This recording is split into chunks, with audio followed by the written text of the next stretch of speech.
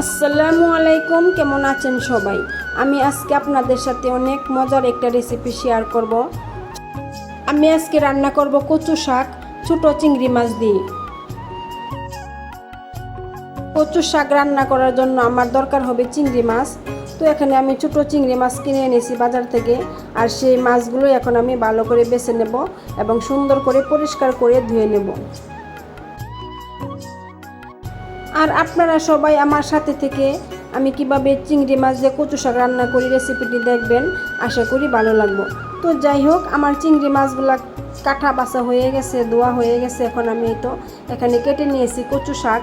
এটা হচ্ছে নারিকেলের যে কচুটা আছে, বড় কচু, তো সেই কচু থেকে শাক নিয়েছি। আর এই তো আমি ছোটো ছোটো করে এভাবে কেটে নিয়েছি। আর এখন পর্যন্ত যারা আমার ভিডিওটি দেখতেছেন, অবশ্যই একটি লাইক দিয়ে ভিডিওটি দেখা শুরু করবেন। আপনারা অনেকে ভিডিও দেখেন অথচ একটি লাইক দেন না। আমার কিন্তু লাইকের সংখ্যা অনেক কম হয়ে যায়।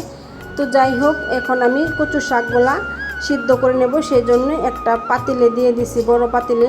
এখন দিয়ে দেব অল্প পরিমাণে লবণ, আর দিয়ে দেব অল্প পরিমাণে হলুদের গুঁড়া, আর দিয়ে দেব অল্প করে পানি দিয়ে ঢাকনা দিয়ে ডেকে আমি সিদ্ধ করে নেব। আর এই কচুগুলা যেহেতু একটু কালো টাইপের, সেই জন্যই আমি এখানে অল্প পরিমাণে হলুদ দিয়ে দিয়েছি, যেন সিদ্ধ করার পরে কালারটা ঠিক থাকে। আর আপনারা চাইলে হলুদ নাও দিতে পারেন। তো যাই হোক, এতো আমার কচু শাকগুলো সিদ্ধ হয়ে গেছে, আর কালারটাও কিন্তু ঠিক আছে। আর আমি যদি হলুদ না দিতাম তাহলে কালারটা একটু চেঞ্জ হয়ে যেত, কালো হয়ে যেত।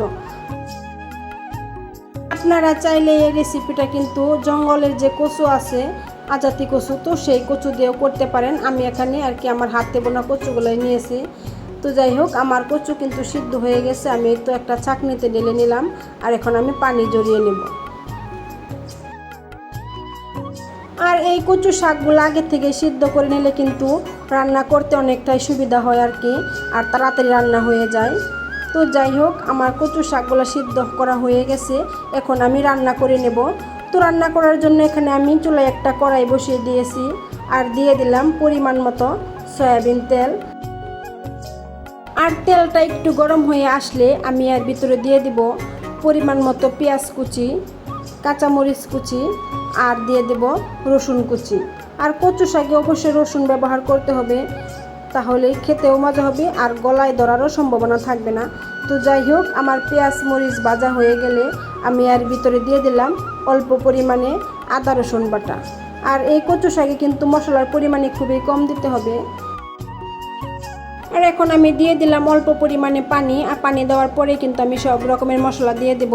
এখানে দিয়ে দিলাম হলুদের গুঁড়া, মরিচের গুঁড়া, ধনিয়া গুঁড়া এবং জিরার গুঁড়া, আর দিয়ে দেব পরিমাণ মতো লবণ। লবণটা কিন্তু একটু কমিয়ে দিলাম, কারণ আমি সিদ্ধ করতে সময় যে লবণ দিয়েছিলাম সেই জন্য লবণটা এখানে কমিয়ে দিতে হবে।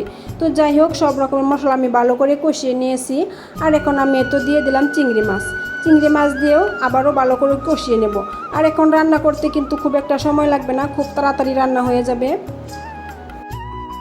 চিংড়ি মাছ কষানো হয়ে গেছে। এখন আমি তো সিদ্ধ করে রাখা কচু শাকগুলো দিয়ে দেব, আর ভালো করে নেড়ে চেড়ে মিশিয়ে নেব। আর খুব সহজে কিন্তু এই রান্নাটা করা যায়। আর এখন তাড়াতাড়ি রান্নাটা হয়ে যাবে, একটু নেড়ে চেড়ে দিয়ে অল্প কিছুক্ষণ রান্না করে নিলে কিন্তু রান্না হয়ে যাবে।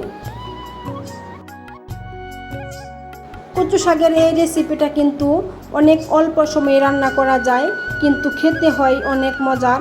তো যাই হোক, আমার রান্না শেষ হয়ে গেছে, আমি তো নামিয়ে নিলাম। অনেক সুন্দর একটা কালার চলে আসছে, দেখেন কত সুন্দর হয়েছে দেখতে।